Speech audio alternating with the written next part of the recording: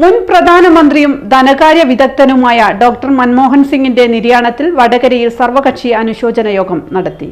K Rama MLA അധ്യക്ഷത വഹിച്ചു. Chairperson KP Bindu, മുൻ മന്ത്രി CK Nanu, Satheesan Kuriyadi, TP Gopalan master, VK Preman, professor KK Mahammood, Vijayababu, C Nijin, Edayath Sreedharan, Shajid AP, Sathyanathan P, Gopalan V എന്നിവർ പങ്കെടുത്തു.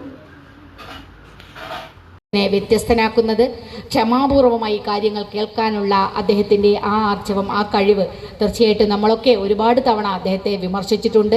പല തരത്തിൽ ഈ പുത്തൻ സാമ്പത്തിക നയത്തിനെതിരെ പലയിടങ്ങളിലും സംസാരിച്ചൊരു വ്യക്തിയാണ് ഞാനൊക്കെ.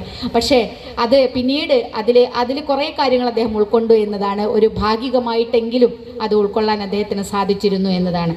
നമ്മുടെ നാടിന് തീരാത്ത നഷ്ടമാണ്. അത്തരം നയതന്ത്രജ്ഞന്മാർ, രാഷ്ട്രീയ തന്ത്രജ്ഞന്മാർ നമ്മുടെ നാടിന് നൽകിയ സംഭാവനകൾ ഒരു കാലത്തും ഈ രാജ്യം വിസ്മരിക്കില്ല.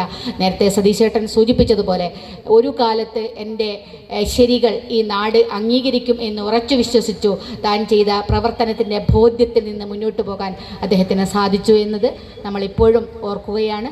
അദ്ദേഹത്തിൻ്റെ ഈ ഓർമ്മകൾക്ക് മുന്നിൽ അനുശോചനം രേഖപ്പെടുത്തുന്നു.